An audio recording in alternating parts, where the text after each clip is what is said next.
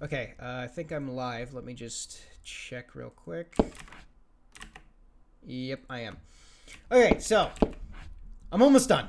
I'm almost done. I think I've just about got the mech right back where I had it, so I'm going to take you through a walkthrough of some of the things. I still have some polishes to implement. I still have to get the seat working again because I have new seat code that I'm going to test out.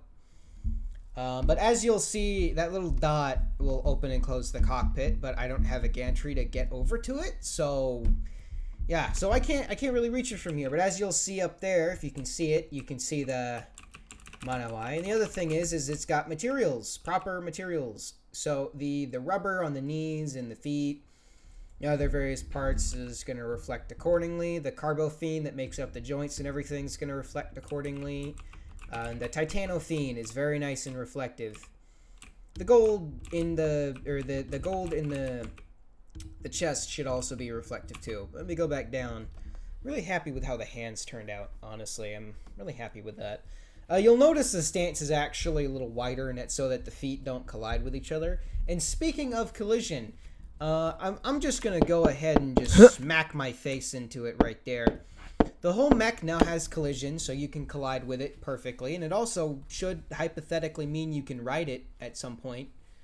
Maybe. Possibly. It might be possible. I don't know. If I code things right, maybe. But anyway, so I have exactly one collision shape. So basically the collision is going to come in two parts. The first part is the one I just demonstrated. You can collide with the mech. And the second part is going to be there's an invisible box right here you can't actually see, but that is going to be the collision shape I use to interact with the world, and it's what the feet is actually, it's what the foot's actually resting on right now. So if I were to, look at, over here, if I were to come over here, this one doesn't have a foot. So if I were to raise this leg up, this would go into the ground. But you should be able to interact with the apple tree now. But yeah, that's enough of the boring, smoring chalk. Now, if I go ahead and demonstrate how you actually get into this thing, because you normally can't unless you have an elevator or some kind of stairwell leading to a catwalk leading to the cockpit. So basically, when you're out and about on the field, you're going to want to be able to open the cockpit up. So I'm probably going to have to duplicate these buttons so I can actually do that from down here. But on the right foot specifically, because this is the only one that works at the moment, if I hit call winch, it'll go ahead and deploy, and while the cockpit's opening, it'll send down a winch. I haven't gotten the visual fix fully in yet. So that'll bring down this handle, and if you go ahead and press F and get on it, now you're on the handle. Now I'm free looking right now, because if I actually stop free looking, I'll start to be able to peer into the fourth dimension if I try to look around. So yeah, it's a little work in progress. So if I go ahead and hold left mouse click, it'll try to bring me down, but I can't. So right mouse click is how you go up. I am going to be inverting this. So let me just head up all the way up here. Now you're probably wondering, well, how do I get off? Well, actually, you just press G and it'll push you forward a little bit. I'm probably going to tune this down a little bit until it feels more like you're just kind of like swinging off and not being thrown at an incredibly jagged surface. So if I go, now you can't actually walk in, so you actually have to crouch down slightly in order to get in, and I really like that. Now if I go ahead and sit down, absolutely nothing is going to happen because I don't have that fully coded. So if I go ahead and jump up here and worm my way onto where the seat should be, and then I go ahead and just kind of look down and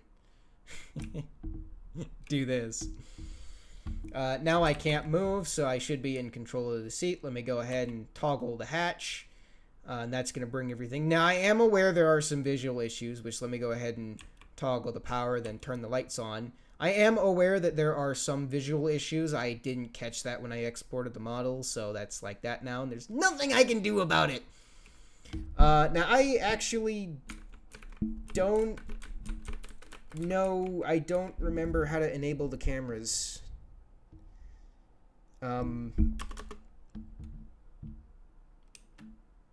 I don't know. I don't remember how to enable the camera. So it's pitch black right now. Entering simple OS. Well, it would help if I pressed the button. So I'm just going to go ahead and open the hatch. But as you can see, the mech does the mech does it works. It works. It works, and I'm afraid this thing is going to fall into the ground. I do not know why it's bouncing around like that. Oh, no, no, no, no, no, no, no, I'm gonna fall out. I'm gonna fall out. You know what? Screw it. Perfect testing. I meant to do this, totally. So the cockpit's open. Go ahead and see the handle. I can go ahead and, look down. And I'm gonna go ahead and just come all the way down here, and boom, I'm gonna hop off, and voila! Now I can get in and out of the mech wherever I want. Hooray! Yeah, this took me like 6 hours to code.